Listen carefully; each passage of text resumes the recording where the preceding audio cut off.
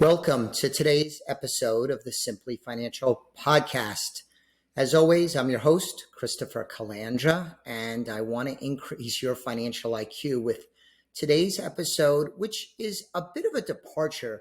I want to talk a little bit about economic policy a little bit, or at least point out what I think is a significant negative issue that isn't being addressed.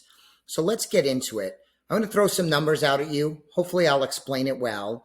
But if you look at the median home value in the United States today, it's about $379,000. So median means that half their homes are more expensive than that, half their homes are less expensive. That's the median.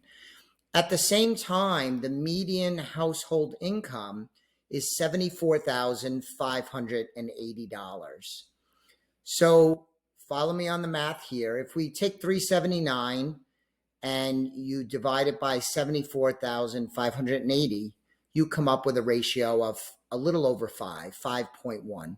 So basically it takes a little more than 5 years worth of annual median household income to afford the full price of a median home value home. So that ratio is important. I'm going to come back to that, but it's about 5.1. And I thought back to when I bought my first property. It was 1994. I was 23 going on 24 years old.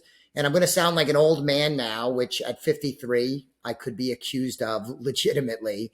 But I bought a condo. It was $45,000. I was single early in my career. It was actually a foreclosure. It was in mint condition. I got a mortgage because I only put 3% down. At that time in 1994, I made between $22,000 and $24,000. At that point, I was below the U.S.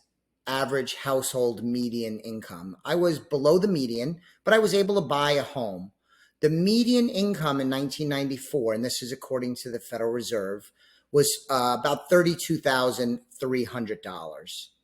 So if you take that ratio in 1994, just like I did with 2024's number, I take the average median house value in 1994, which was $105,426, and I divide that by the median household income, $32,300, I come up with 3.25. That's the ratio.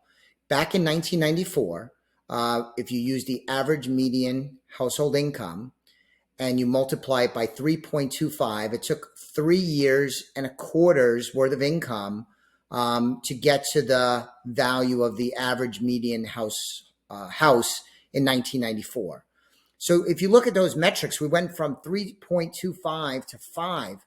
It's become much more expensive over the last 30 years, over the heart of my working career, to afford a home. They've gotten much more expensive. I also went back and looked at May 2014. So just to throw the numbers out at you, in 2014, the median house was $285,600. The median household income was about $53,600. That gives you a ratio of 5.3. It takes 5 years and a little bit to get to the median house value of $285,600. So this problem has persisted for at least a decade. I didn't go year by year, month by month, but I think you get the idea. Homes have gotten quite unaffordable for many Americans, and that's not a healthy thing. It's especially true for young Americans. I have a daughter who's 23, a few years out of school, Marissa. I have my son, 18, and they're going to be moving into adulthood, wanting to own a home, and finding that it's way more expensive than it was in my generation, as well as in previous generations. I think this unaffordability is a recent phenomenon and a significant issue. I don't set policy, of course. There's no politicians that seek out my advice. But this is a notable problem in my mind. And I also think it helps explain why you see so much dissatisfaction amongst young people. They look at things differently. Younger generations do compared to older generations. That's not that unusual, but I think there's quite a bit of dissatisfaction with the direction of the company, direction of the country, I should say. There's an increase, if you look at polling, in young Americans who don't like capitalism that much. They might even like socialism more than previous generations. Owning a home is a core part, it seems to me, of the American dream. And this is an example, probably not the only one, that shows that this element of the American dream is out of reach for a lot of Americans. And this, I think, is something that ought to be addressed. Now, I'm identifying the problem. I don't have many major solutions, and I'm not going to run for office, but it is something to think about. I find it very interesting. Home ownership, especially with the run-up in prices the last couple of years, has made home ownership very unaffordable and out of reach for far too many Americans, especially young Americans who we want to have good careers, own homes, build wealth, form families, be good citizens, be happy. And that seems to run afoul of this unaffordability issue in homes. So that's today's episode. Pretty brief. I think this was about 6-7 minute recording. Hopefully you found it thought-provoking. The core work I do, though, here at Elliott Wealth Management is as a financial planner, helping clients win with money, to empower them to make good financial decisions, to help them towards the achievement of their goals. So please check out our website, elliottwealth.com. I always ask, subscribe to the podcast if you haven't done so already. And I'll be back with you on the next episode of the Simply Financial podcast very soon. Thanks for joining me on today's episode. The views expressed are not necessarily the opinion of Osaic Wealth, Inc., and should not be construed directly or indirectly as an offer to buy or sell any securities mentioned herein. Investing is subject to risks, including loss of principal invested. Past performance is not a guarantee of future results.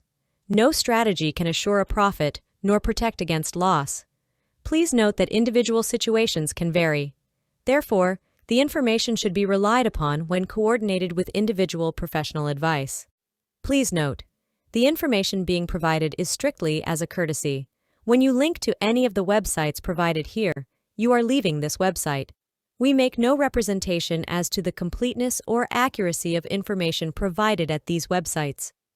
Nor is the company liable for any direct or indirect technical or system issues or any consequences arising out of your access to or your use of third-party technologies, websites, information, and programs made available through this website.